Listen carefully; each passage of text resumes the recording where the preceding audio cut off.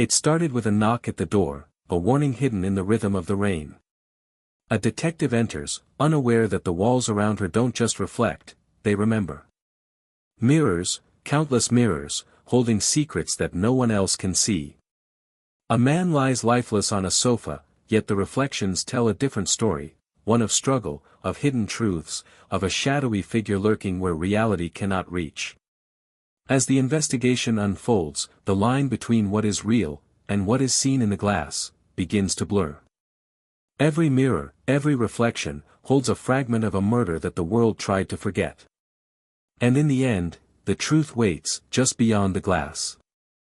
Will you see it? It started with a knock at the door. Sharp, precise, almost like a warning. Detective Harper wasn't expecting anyone, and yet something about that knock made her pause. She stepped inside, umbrella dripping rain across the floor, and immediately noticed the mirrors. They were everywhere. Framed in gold, silver, black, standing tall, hanging low, reflecting every corner of the house. But these mirrors weren't ordinary. They didn't simply show the room. They felt aware. They held something. The living room was quiet, except for the man slumped on the velvet sofa. Simon Carter, late 30s, eyes wide open, staring at nothing. At first glance, it looked like an overdose. But Harper had learned the obvious was rarely true. Then she saw it. The mirror beside him didn't match reality. In the glass, Simon's hands moved, reaching, gesturing, struggling. In the room, they lay limp. Harper leaned closer. The reflection shifted as if responding to her gaze, replaying something she hadn't yet witnessed. Mrs. Alvarez, the neighbor who had called it in, was shaking in the hallway. "I saw it first," she whispered. The reflection, it was wrong. He was alive, moving, arguing with someone. But, he wasn't. Not in the room. Harper's voice stayed calm. "What did you see exactly?"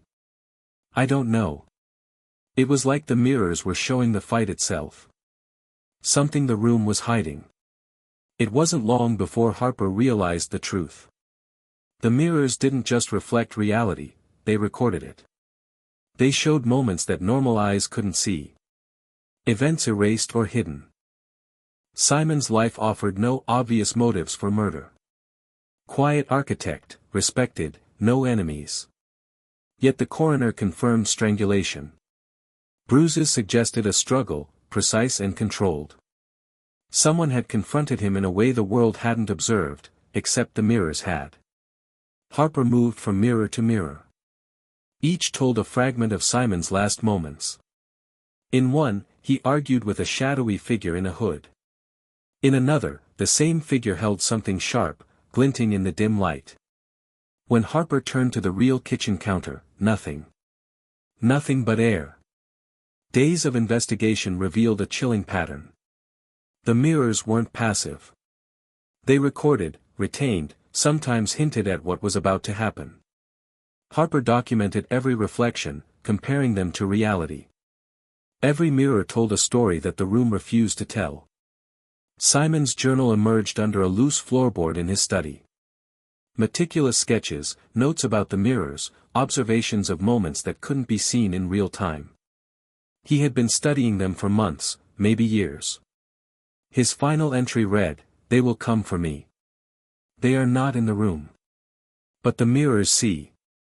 They always see." Then, by accident, Harper tested the mirrors herself. "Show me the killer," she whispered. The air chilled. The reflection shifted. The hooded figure appeared again. And as the flicker cleared, the face. Harper knew it.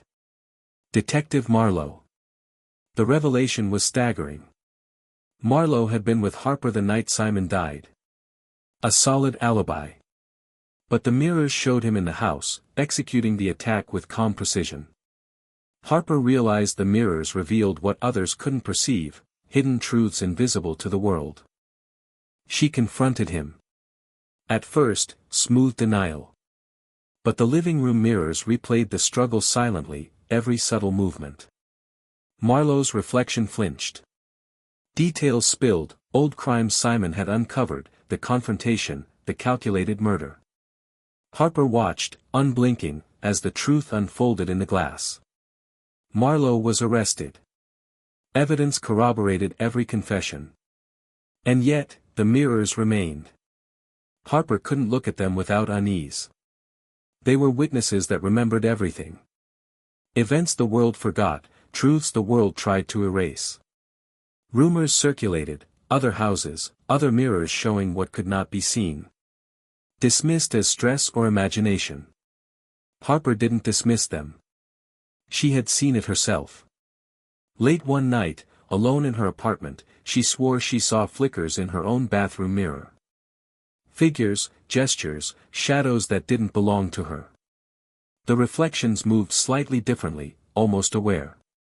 She froze, remembering Simon's house, the whispers of the mirror's memory. The final confirmation came unexpectedly. Harper returned to the Carter house one last time. Empty, stripped of mirrors, catalogued in evidence.